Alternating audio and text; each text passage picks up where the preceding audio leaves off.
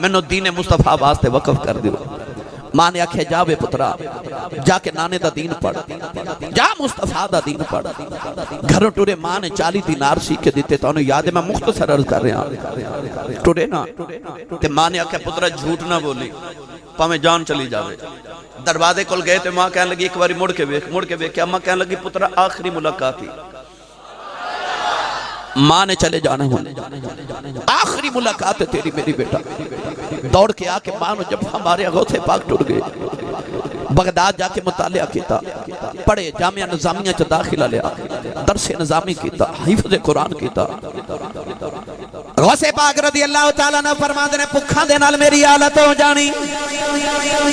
کہ آپ فرما دینے منو غشیدہ دورہ آ جانا آپ فرما دینے کدے کدے منو انجدہ دورہ دے غشی آ جانی پکھ دی وجات لوگاں نے منو مردہ سمجھ کے غسل دے کے کفن دے کے جنازہ پڑھن لگنا میں کلمہ پڑھ کی اٹھ کے بہ جانا آپ فرما دینے دریائے دجلہ دے کنارے کسان لوگ اپنی سبزیاں دھونا دینے جڑے منڈی چ سبزی لے کے جان دینے فرما دینے سبزی دے کے چلے جان دینے تے میں انہاں دیاں سبزیاں دے پتے کھا کے گزارا کردا رہا پتہ چلیا غوث پاک دی یارویں کھانا سوکھا ہے غوث پاک بننا بڑا اوکھا کام ہے او بابا ہے جنہیں 40 سال عشاء دے وضو نال فجر دی نماز پڑھی ہے غوث پاک فرماندے نے جدوں میں تعلیم حاصل کر رہا فرما دینے میں کدن بغداد دی مسجد وچ بیٹھا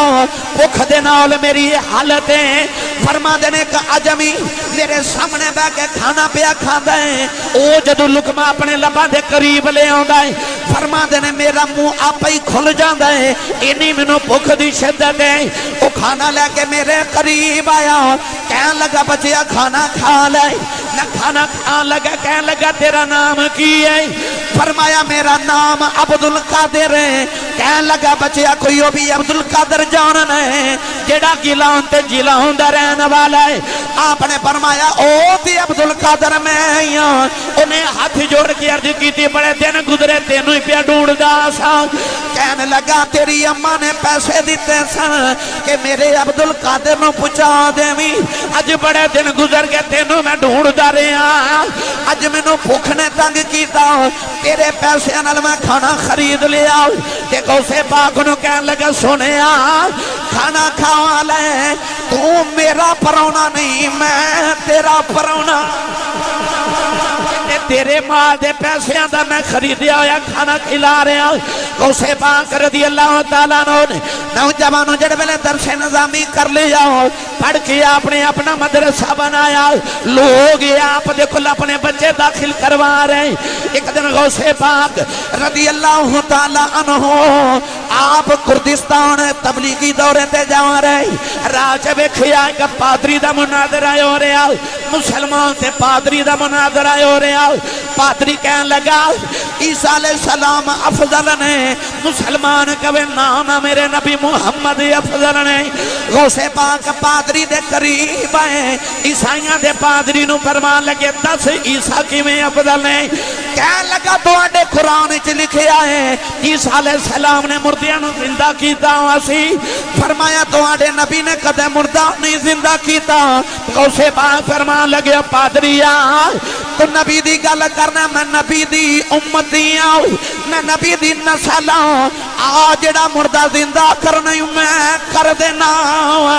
نوجوانوں جڑ ویلے قبرستان دی اندر گئے غوث پاک نے فرمایا 10 کیڑا مردہ زندہ کرنا ہے انہیں پرانی جی قبر ویکھی کہنے لگا اے مردہ زندہ کر دے آج غوث پاک نے فرمایا پہلے سن لے فرمایا اے حضرت دانیال علیہ السلام دی امت وچوں سی آپ نے فرمایا اے بھی سن لے اے دنیا تے سرنگی بجاندہ رہا ہے فرمایا 10 کی میں زندہ کراں جی آنکھیں تے سرنگی بجاندہ ہی وار آوے پادری کہنے لگا جی آوے آپ نے فرمایا 10 عیسیٰ مردہ کی میں زندہ کر دے سن کہنے لگا کہنے سن قم بی اذن اللہ اٹھ اللہ دے حکم دے نال اٹھ غوث پاک نے پیر دی ٹھوکر ماری قبر نو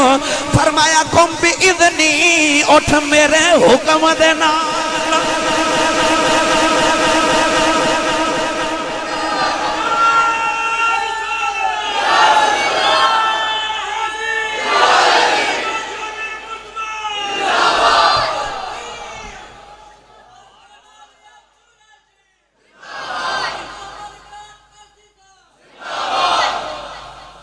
فرمایا عیسیٰ کہندے سن قم باذن اللہ،